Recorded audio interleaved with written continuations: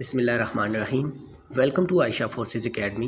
Like my videos, subscribe my channel and press the bell icon for more updates. अस्सलामुअलैकुम students, उम्मीद करता हूँ आप तमाम लोग खैरियत से होंगे और बहुत ज़्यादा बेहतरीन ज़िंदगी गुजार रहे होंगे। आप लोगों को याद होगा हमारी पाकिस्तान एयरफोर्स कमीशन ऑफिसर की टेस्ट प्रिपरेशन चल रही है, जिसके अंदर हम बहुत सारी वीडियोस अपलोड करते जा रहे हैं। इंटेलिजेंस के भी हमारे दूसरे भाई कर रहे हैं वीडियोस अपलोड और हम एकेडमिक की कर रहे हैं। तो आज की वीडियो में हम फिज़िक्स के कुछ बेहतरीन से सवालात देखेंगे, पास्ट एक्सपीरियंस देखेंगे, उनको एक्सप्लेनेशन के साथ आपको डिटेल में समझाएंगे। तो वीडियो के एंड तक बने रहिए ताकि आपकी सारी कन्फ्यूजन्स क्लियर हो सकें। स्टूडेंट फर्स्ट क्वेश्चन देख लेते हैं अपना। Question number 1, crystalline solids have the properties such as.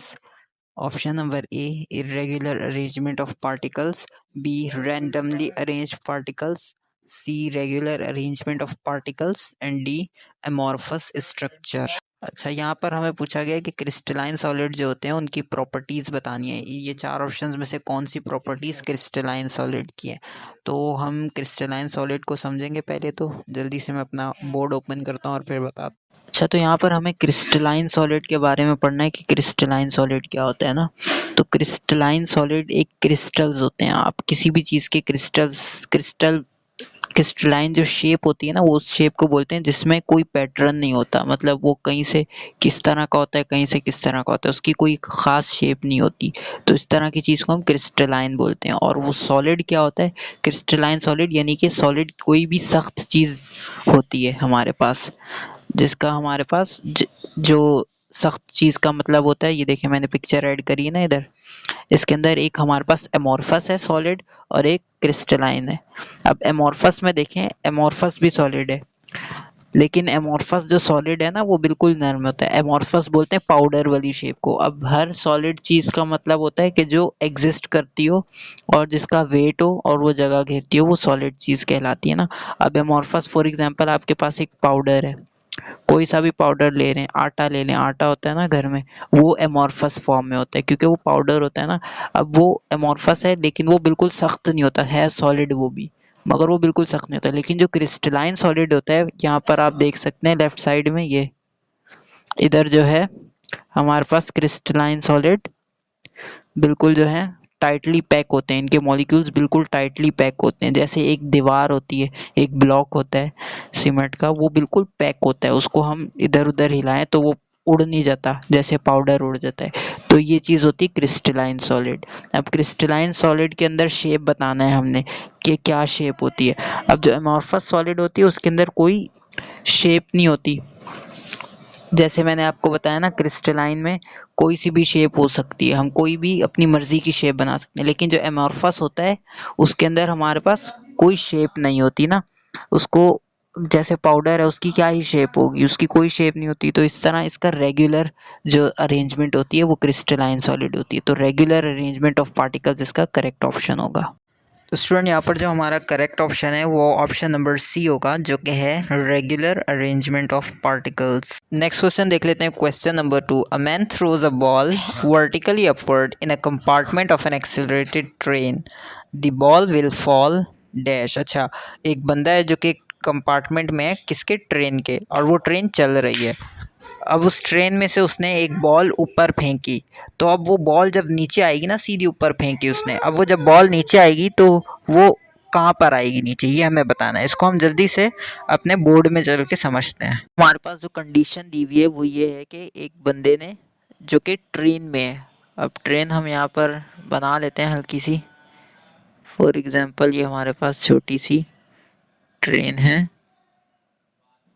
ठीक है। आप बस इसकी शेप पर आ जाइएगा, ठीक है। आप इसकी शेप पे बिल्कुल ना जाइएगा। ये हमने एक ट्रेन बना ली। अब इसके अंदर एक पर्सन खड़ा है, ठीक है। अब ये एक बंदा खड़ा है हमारे पास, इस इसने जो है एक, ये मैन है, ठीक है। ये बंदा खड़ा है, इसने एक बॉल फेंकी, ठीक है। अब ये जो इसने बॉल फेंकी ये ऊपर गई, इधर से ये ऊपर चली गई। जब ये ऊपर गई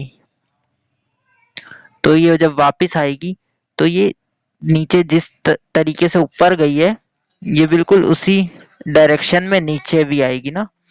तो जब नीचे आएगी तो बिल्कुल जिस हाथ से इसने फेंकी उसी हाथ से नीचे आएगी। हालांकि ट्रेन चल रही है, ट्रेन चल रही है, चलती हुई ट्रेन में इसने ऐसा किया। अब ऐसा क्यों नहीं हुआ कि जब इसने बॉल ऊपर फेंकी तो नीचे बॉल जो है, बॉल तो उधर ही रहेगी, ट्रेन आगे निकल गई।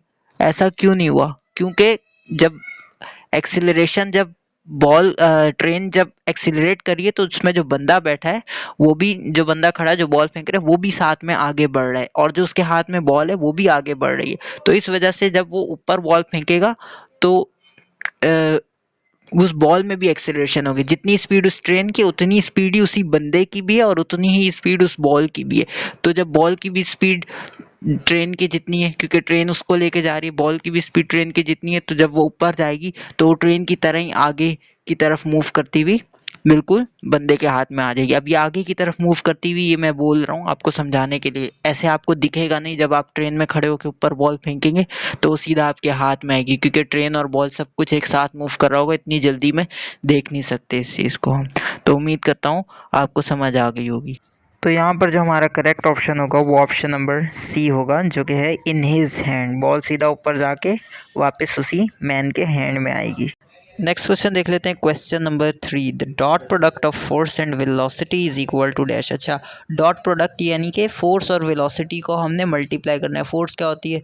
ताकत, और वेलोसिटी जो है हमारी रफ्तार वगैरह की बात हो रही होती है। तो फोर्स को यानी ताकत और रफ्तार को जब मल्टीप्लाई करेंगे तो क्या बनता है? हमारे पास 4 ऑप्शन दिए गए हैं। Option number A work done, option number B power, option number C है एनर्जी, और ऑप्शन नंबर डी है मोमेंटम। तो यहाँ पर जो हमारा करेक्ट ऑप्शन होगा वो होगा option number B power. Next question देख लेते हैं student, question number 4। The physical quantity which produces angular acceleration in the body is dash. अच्छा, वो फिजिकल क्वांटिटी जो कि किसी भी बॉडी में एंगुलर एक्सिलरेशन प्रोड्यूस करती है उसे हम क्या बोलते हैं? तो एंगुलर एक्सिलरेशन लास्ट वीडियो में भी हमने समझी थी। वो चीज़, वो स्पीड होती है एंगुलर एक्सिलरेशन, वो एक्सिलरेशन होती है जो कि गोल घूम रही होती है। फॉर एग्जांपल, एक फ़ैन की मैंने एग्जांपल दी थी। जब आप पंखा चलाते हैं तो वो गोल गोल घूम रहा होता है, उसकी भी एक स्पीड होती है ना, एक्सिलरेशन होती है उसकी भी पंखे की। तो पंखे की जो एक्सिलरेशन होती है वो बढ़ रही होती है, तो वो जो है गोल घूम रहा होता है ना, रोटेट कर रहा होता है। तो एंगुलर किसी भी रोटेट करने वाली चीज़ को बोलते हैं। तो ये क्या चीज़ करती है एंगुलर? मैंने कल आपको बताया थी, एक डोर भी होता है, जब उसको खोलते हैं तो वो एक पॉइंट से दूसरे पॉइंट तक रोटेट कर रहा होता है ना, दरवाज़ा भी। तो ये टॉर्क की वजह से हो रहा होता है। तो टॉर्क इसका हमारा जो है वो बिल्कुल करेक्ट ऑप्शन होगा। अच्छा, नेक्स्ट क्वेश्चन देख लेते हैं student, question number 5। The escape velocity from the earth's gravitational field depends upon dash. अच्छा, एस्केप वेलोसिटी जो है अर्थ की, वो अर्थ के ग्रेविटेशनल फील्ड की जो एस्केप वेलोसिटी है वो किस चीज़ पर डिपेंड करती है? अब एस्केप वेलोसिटी क्या होती है? एस्केप वेलोसिटी समझने के लिए हमें समझनी पड़ेगी ग्रेविटी। ग्रेविटी क्या होती है? जो हमें ज़मीन पर खींचे हुए है। अब ग्रेविटी से अगर हमें बचना है, यानी कि हम ऐसी चीज़ चाहते हैं हम कि ग्रेविटी हमें ना खींचे, तो हमें क्या करना चाहिए? हमें ऊपर चले जाना चाहिए। जहाँ जितना ज़मीन से दूर होते जाएंगे हम, उतना ज़्यादा हम जो है ग्रेविटी से बचते जाएंगे। इतना इतना दूर हो जाएंगे, आहिस्ता आहिस्ता हम स्पेस में चले जाएंगे, तो बिल्कुल ग्रेविटी वहाँ पर ख़त्म हो जाती है, ठीक है, अर्थ की।